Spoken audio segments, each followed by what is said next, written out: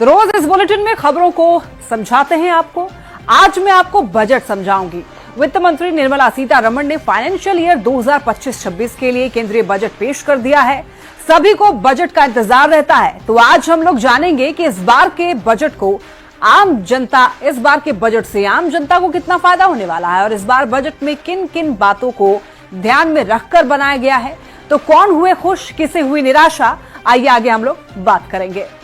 तो देखिए, केंद्रीय वित्त मंत्री निर्मला सीतारमण ने साल 2025-26 के लिए देश का आम बजट लोकसभा में पेश किया। एक बात जो खास है वो ये कि बजट का फोकस 3 बातों पर केंद्रित रहा: मिडिल क्लास, किसान और बिहार। और किन किन बातों पर विशेष ध्यान दिया गया है, इस रिपोर्ट में देखिए। Greenfield airports will be facilitated in Bihar. देश का आम बजट लोकसभा में पेश हुआ। केंद्रीय वित्त मंत्री निर्मला सीतारमण ने देश के बजट में मिडिल क्लास का खास ध्यान रखा तो महंगाई पर रोक लगाने की भी पूरी कोशिश की है। मध्यम वर्ग का ध्यान रखते हुए सरकार ने 12 लाख रुपए तक के सालाना आय को टैक्स फ्री कर दिया है। I am now happy to announce that there will be no income tax payable up to income of 12 lakh rupees.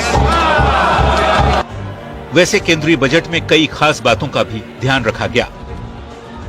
मसलन ई श्रम पोर्टल का गठन होगा, डिलीवरी पर्सन के लिए इंश्योरेंस स्कीम लागू होगी, सरकारी अस्पतालों में डे केयर कैंसर सेंटर बनेगा, 5 साल में 75,000 मेडिकल की सीटें बढ़ेंगी, 3 AI एक्सीलेंस सेंटर बनाए जाएंगे, AI एजुकेशन के लिए 500 करोड़ का बजट रखा गया है, प्राथमिक उपचार केंद्रों को ब्रॉडबैंड सुविधा भी मिलेगी।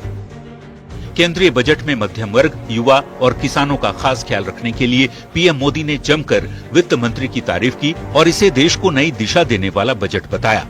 साथियों, ये बजट न केवल देश की वर्तमान आवश्यकताओं को ध्यान में रखता है, बल्कि हमें भविष्य की तैयारी करने में भी मदद करता है। और फिर एक बार वित्त मंत्री जी को भी बहुत बहुत बधाई देता हूं। अर्थव्यवस्था को रफ्तार देने का दावा इस बजट से किया जा रहा है। पिछले कुछ साल से मध्यम वर्ग के लिए टैक्स सीमा में छूट की उम्मीद की जा रही थी। इस साल मोदी 3.0 की सरकार ने मध्यम वर्ग के साथ ही युवाओं और किसानों की उम्मीदों पर खरा उतरने की पूरी कोशिश की है। Bureau report, news 18। आइए इस बजट में कृषि के लिए क्या कुछ है उसको जानते हैं, यानी कि किसानों के लिए कितना फायदेमंद ये बजट रहने वाला है, इसको समझते हैं। किसान क्रेडिट कार्ड यानी कि केसीसी की सीमा जो है वो 5 लाख कर दी गई है। अब 3 लाख की जगह किसान 5 लाख तक का लोन ले सकेंगे। वहीं प्रधानमंत्री धन धान्य कृषि योजना की भी घोषणा की गई है, तो किसानों को दलहन की खेती में आत्मनिर्भर बनाना भी लक्ष्य है। और बिहार में मखाना बोर्ड, असम में यूरिया प्लांट खोलने का भी ऐलान इस बार के बजट में किया गया है। और अब रक्षा क्षेत्र की अगर हम लोग देखें, रक्षा क्षेत्र के लिए क्या है इस बजट में, तो देखिए डिफेंस के लिए कुल 6,81,000 करोड़ का आवंटन, पिछले बजट से 9% की बढ़ोतरी की गई है। वहीं देखिए 4,88,000 करोड़ रुपए वेतन की भी बात। वहीं मशीनों की खरीदारी की भी बात की जा रही है। डीआरडीओ को 14,923 करोड़ का आवंटन। वहीं सीमा सड़क संगठन के लिए 7,134 करोड़। और देखिए शिक्षा के लिए अगर बात करें, शिक्षा के क्षेत्र के लिए बजट में क्या कुछ है, तो शिक्षा क्षेत्र के लिए 1,28,650 करोड़ दिया गया। पिछले वित्तीय वर्ष की तुलना में 6.65% ज्यादा बजट है इस बार शिक्षा के लिए।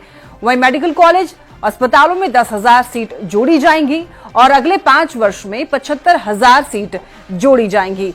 सरकारी स्कूलों, प्राथमिक स्वास्थ्य केंद्रों के लिए ब्रॉडबैंड कनेक्टिविटी का भी ऐलान किया गया। और अब जानते हैं कि युवाओं के लिए इस बार के बजट में क्या कुछ है। देखिए, स्किल डेवलपमेंट के लिए युवाओं को प्रशिक्षण देने का ऐलान किया गया। कौशल विकास के लिए 7.5 लाख तक का लोन भी युवाओं को मिलेगा और पहली बार जॉब करने पर प्रोत्साहन राशि की घोषणा की गई है। इंटर्नशिप के दौरान 5,000 प्रति माह का भत्ता भी मिलेगा युवाओं को। उच्च शिक्षा के लिए छात्रों को 10 लाख रुपए का सहयोग भी सरकार की तरफ से दिया जाएगा। इसके बाद एमएसएमई के लिए बजट क्या कहता है उसको जानते हैं। देखिए, छोटे उद्योग पर सरकार का खास जोर है और ये दिख भी रहा है बजट में। एमएसएमईज को 10 लाख क्रेडिट कार्ड जारी होगा और स्टार्टअप क्रेडिट गारंटी जो है वो बढ़ाकर के 20 लाख कर दिया गया है। एमएसएमईज के लिए क्रेडिट गारंटी जो है वो बढ़ाकर के 10 लाख कर दी गई है।